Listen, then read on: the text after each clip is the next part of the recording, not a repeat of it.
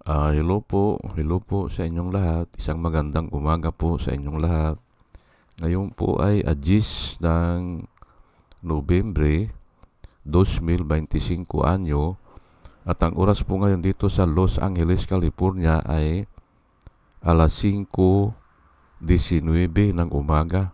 Araw po ngayon ng Lunes. At nais ko po mag-vlog mga kababayan, mga minamahal, patungkol po dito sa hypocrisy ni Alan Peter Cayetano. Ang title ko po ngayon ay Alan Peter Cayetano, Super Hypocrisy About Due Process. Ina-advocate niya kasi ngayon sa lahat ng Pilipino, nagpalabas po siyang may message. Ina-advocate niya na lahat daw ng Pilipino ay dapat dadaan sa due process. Opo. Ay okay naman yung sinabi niya. Ay wala namang kukontra dyan eh. Pero ang problema po dyan, kabaliktaran dyan doon sa sinabi niya sa UN, doon sa United Nations meeting. Nag-meeting ang United Nations at kapanahunan ni Duterte yun, ay tinatanong siya patungkol dyan sa extrajudicial killing. Ay hindi naman niya sinabi yang kailangan ang due process. Ngayon sa may balita na naglabas ng arrest warrant ang ICC kay Bato de la Rosa, ay ina-advocate niya ngayon ang due process. At malamang yan ay para kay Bato de la Rosa. Kailangan idaan sa due process si Bato de la Rosa. Yun po ang ina-advocate niya. At marami pa yan, pati yung mga sovereignty. Opo, yung rule of law. Ayan, ang ina-advocate niya ngayon. Ay sasagutin po natin yan ng iba sa dinidiscuss ng marami. Opo. Iba po ang tatalakayin ko ngayon. Iba. At bibigyan ko ng emphasis ano ba yung nalalaman ko patungkol dyan. Pero gagamitin ko po ang Biblia. Kasi marami po ang hindi naaabot noong alam nyo po kasi, ang karunungan ay may mga level yan. Ngayon, kung hindi mo narinig yan, o hindi mo nalaman yan, hindi ka marunong dyan. O kaya ang ako, pinipilit ko na ipaliwanag ito. At sisikapin ko po na maliwanagan natin. Hindi ko na i-discuss yung mga dinidiscuss na ng marami. Ang dami na po nung nag-vlog patungkol dyan. Yang hypocrisy ni Alan Peter Cayetano. Ngayon ay ina-advocate niya nga ang due process Ngayon na nakikita niya na malamang huhulihin na ito si Bato. Ay due process nga yan kasi nga dadaan sa korte. Yan nga ang due process Ang due process po is the right to be heard. Yan lang po, At yan ay nagmula yan sa ating Panginoon, sa Diyos po. Bago pinalayas ng Diyos si Eva Adan, kinausap muna sila, pinagpaliwanag muna sila, the right to be heard. Ayan po. Bago sila pinalayas ng lubusan sa paraiso. Ayan po Kaya ang due process ay kung po yan talaga. Galing po sa Diyos yan. At binigyan niya tayo ng example nung sa kapanahunan ni Eva at Adan. Pinagtatanong niya muna, hinayaan niya muna na magsalita. Although na all-knowing siya, alam na niya ang nangyari, pero tinanong pa niya, ano ang reason? Ayun po yun po ang due process, the right to be heard. Aywan ko ba, bakit nung sa tukhang, hindi niya sinabi yan. Hindi ba? Dapat doon niya sinabi yan sa tukhang. Doon sa extrajudicial killing, na ginanapan ni Bato. Nautos naman ni Duterte. Wala naman siyang ginawa dyan eh. Pero hindi na nga yan ang tatalakayin ko. Dito na lang muna ako sa sa Jeremiah 22 verse 3. This is what the Lord says. Be fair-minded and just. Kailangan may justice kasi fair-minded at saka just dito sa iba kasi ay kailangan justified yung lahat ng mga trabaho mo, mga gawa mo, mga panukala mo. Be fair and just. Do what is right. Help those who have been robbed. Rescue them from their oppressor. Quit your evil deeds. Do not mistreat foreigners, orphans, widows. Widows nakalagay dito, pero yan ang paborito.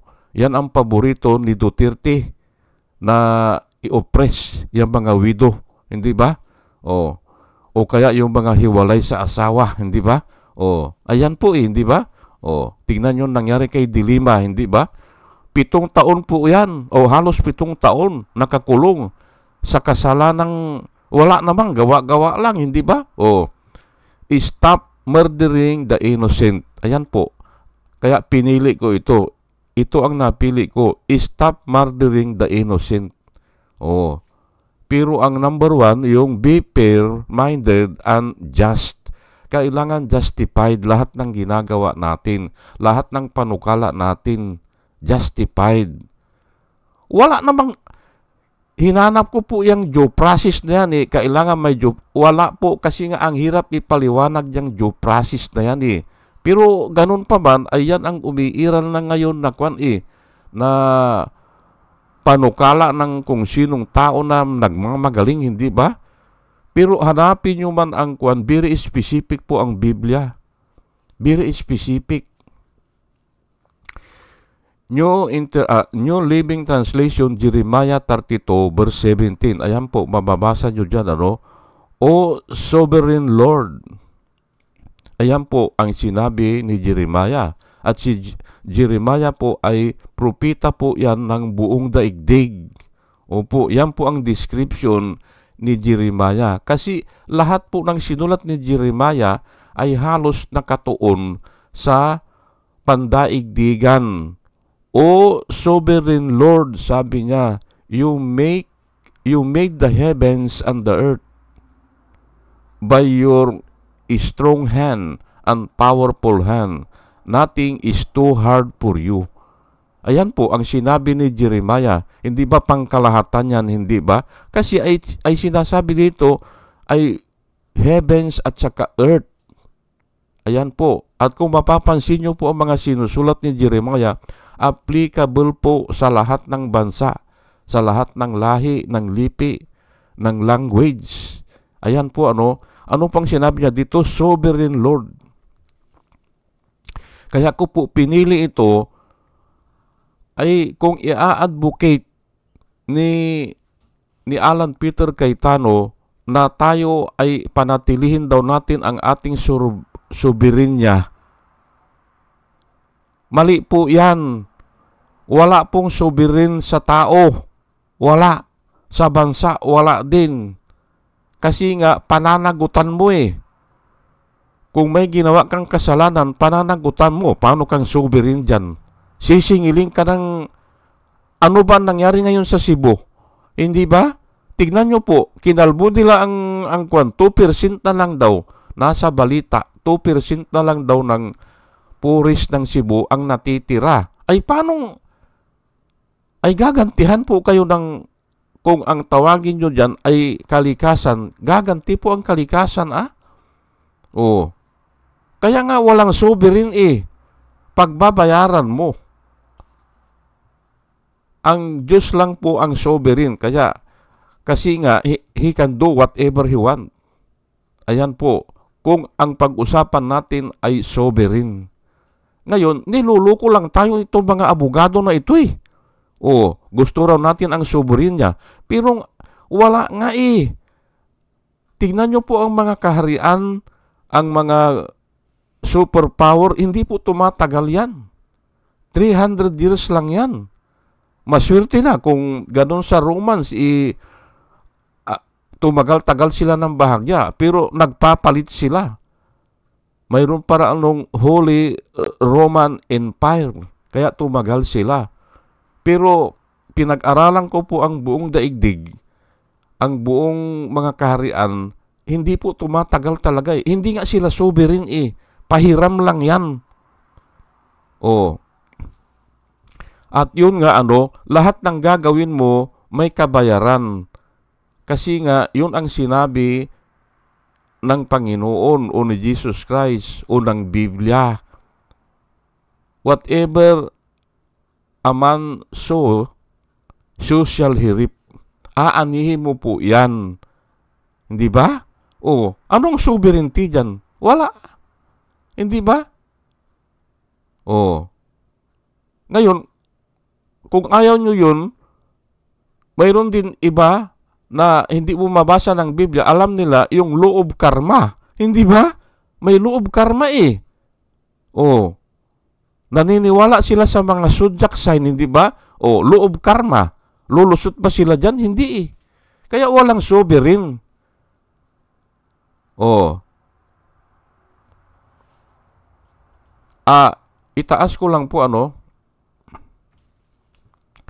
Jesus sa Matthew 19:26. Matthew 19:26, Jesus looked at them and said, ito pala yung sinabi ni Jesus Christ, it is easier for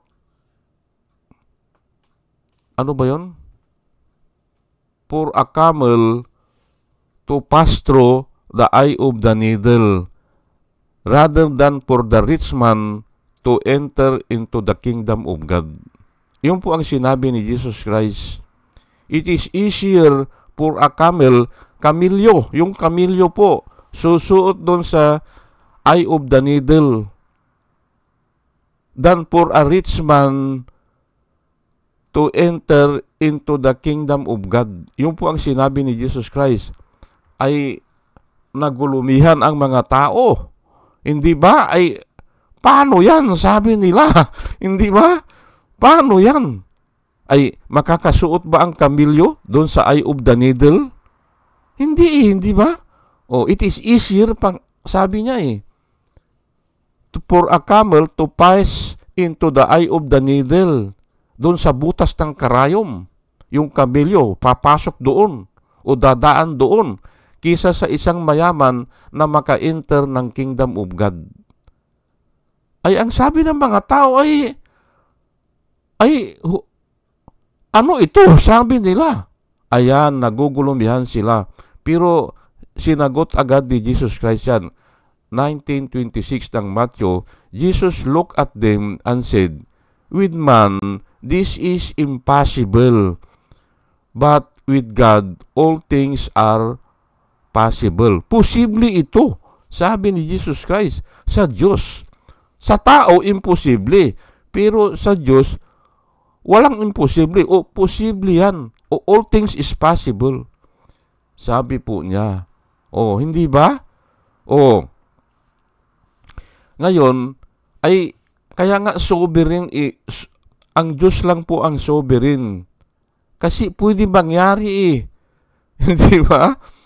Pero sa tao, nagmamagaling lang yung iba. Ginagamit ang salitang rule of law, democracy. Yan po ang ginagamit nila. Paborito po nila yan. At ito, ididibang ko po yan. Kasi nga, may kaalaman ako. May kaalaman ako na gusto kong i-share po sa inyo. Ano po yun? Ang demokrasy po ang pinakamagandang gobyerno. Ang demokrasy. Pero actually, free ka ba? Nagagawa lang ng ganyan. Magnanakaw ka, hindi ba? O papatay ka ng tao. O, free ka ba? Hindi So, walang demokrasy.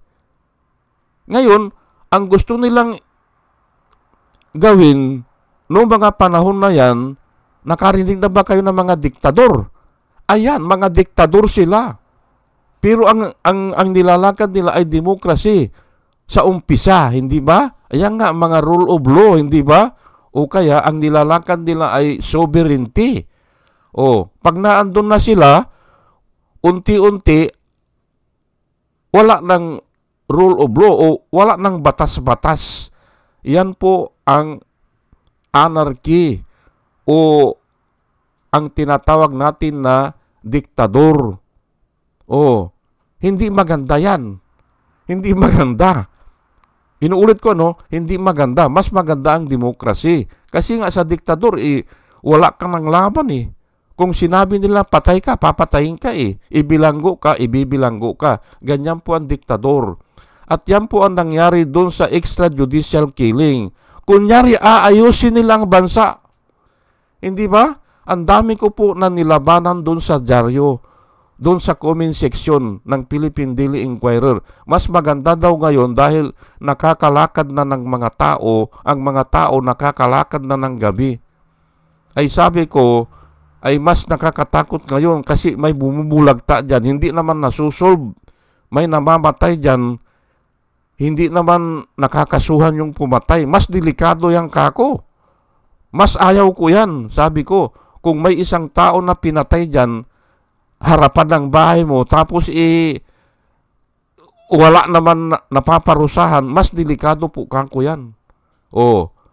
Nilabanan ko po yan. Pero nga ay ang nilalaban nila, gumanda raw ang kapaligiran, hindi ba, ang Pilipinas? Anong gumanda pati na nga korupsyon, dumami ang korupsyon Hindi ba? Kasi nga diktador na with impunity nang po With impunity kasi alam nila hindi sila aabutan ng batas. Ayan po. Kaya kung magnakaw sila, kung magkurap sila, ganun na lamang, hindi ba? Gayon na lamang ang pagkukurap ni Chis Escudero, ni Joel Villanueva, kasi umaasa sila na ipagtatanggol sila ni Duterte. Ayan po. At ito ngayon, pumapasok ngayon ito si Bato de la Rosa. Kaya sila nagpapatay ng mga tao yan. Inaasahan nila na walang katapusan yung kapangyarihan ni Duterte. Ayan po. Kaya tiwalang-tiwala sila. Bring it on!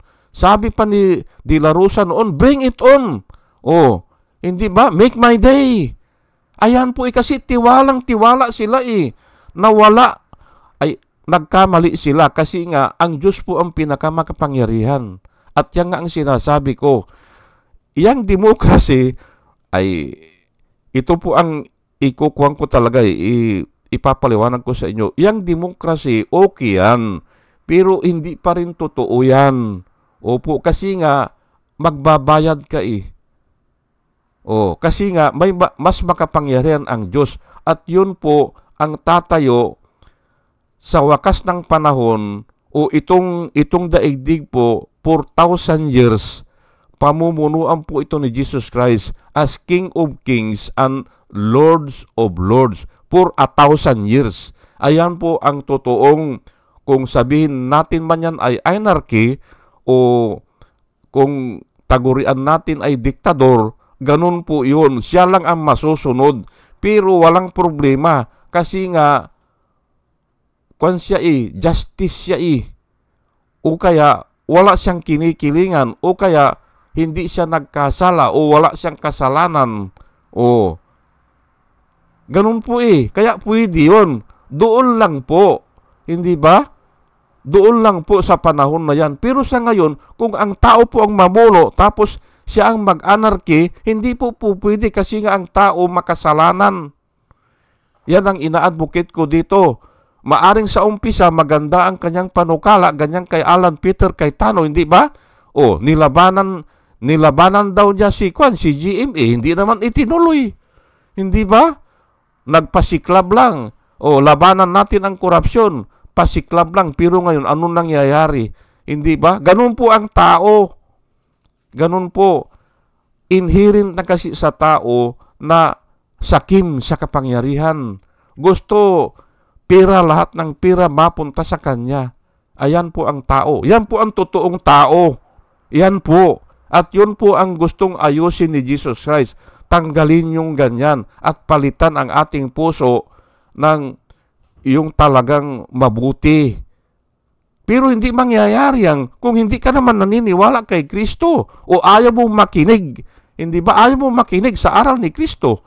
Hindi mo alam yung panukala niya. Hindi mo alam yung gagawin niya sa 1,000 taon. Hindi mo alam eh. Paano ka magkakaroon ng faith? Hindi ba? O, yan po ang nilalakad ko po sa inyo, ano? Kaya nga ang sinasabi ko, iba po ang tinatalakay ko dito. Ano? Wala yang demokrasya na yan. Kung sovereignty ang sinasabi ni Alan Peter Cayetano, patunayan mo nga na may sovereignty tayo dyan sa dyan sa West Philippine Sea. Hindi ba? O, wala eh. Pero ginagamit niya, pilit niyang ginagamit na kailangan yung sovereignty natin ay hindi mawala.